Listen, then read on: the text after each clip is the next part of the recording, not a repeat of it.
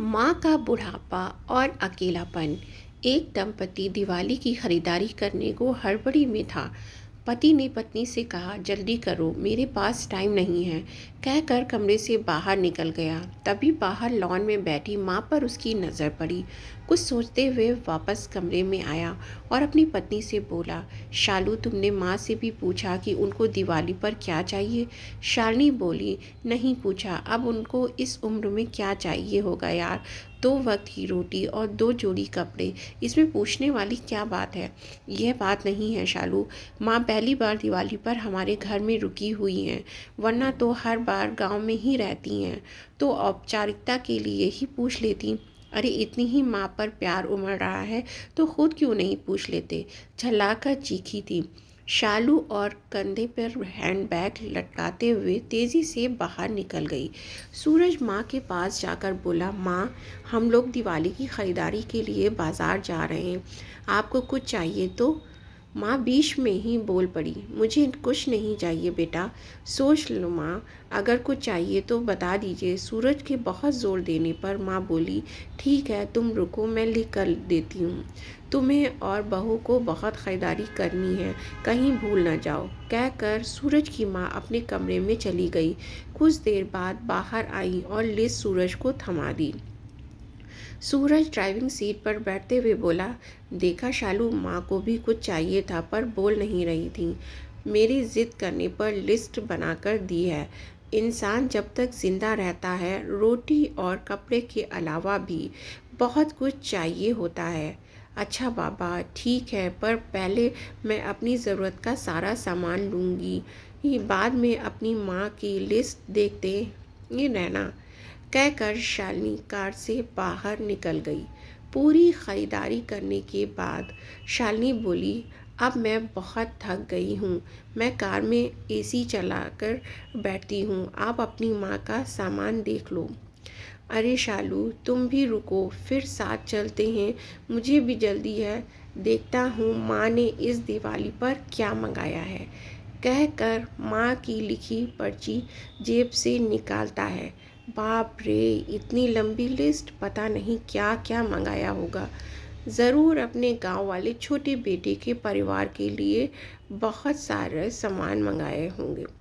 और बनो श्रवण कुमार, कहते हुए शालिनी गुस्से से सूरज की ओर देखने लगी।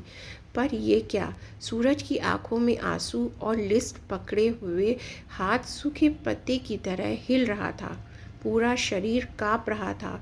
शालिनी बहुत घबरा गई। क्या हुआ? ऐसा क्या मांग लिया है तुम्हारी माँ ने? कहकर सूरज के हाथ से पर्ची झपट ली। हैरान थी शालिनी भी, इतनी बड़ी पर्ची में बस चंद शब्द ही लिखे हुए थे। पर्ची में लिखा था, बेटा सूरज, मुझे दिवाली पर तो क्या, किसी भी अवसर पर कुछ नहीं चाहिए, फिर भी तुम जिद कर रहे हो तो तुम्हारे शहर की किसी दुकान में अगर मिल जाए तो फुर्सत के कुछ पल मेरे लिए लेते आना।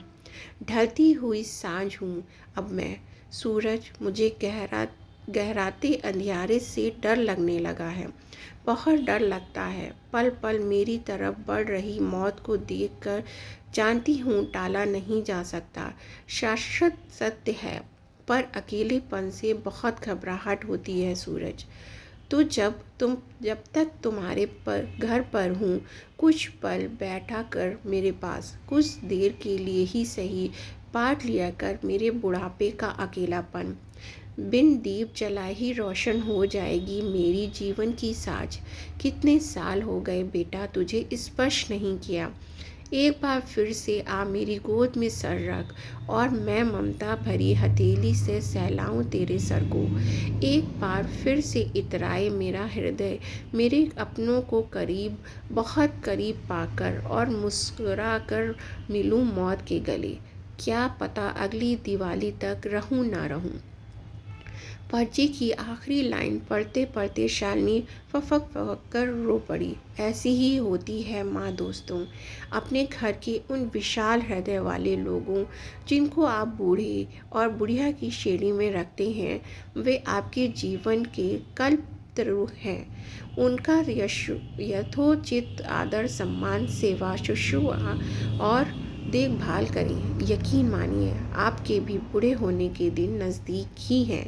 उसकी तैयारी आज से ही कर लें, इसमें कोई शक नहीं। आपके अच्छे बुरे एक रहते देर सवेर आप ही के पास लौट कर आने हैं। स्टोरी अच्छी लगी हो तो स्टोरी को लाइक और चैनल को सब्सक्राइब करना ना भूलें। Thank you for watching.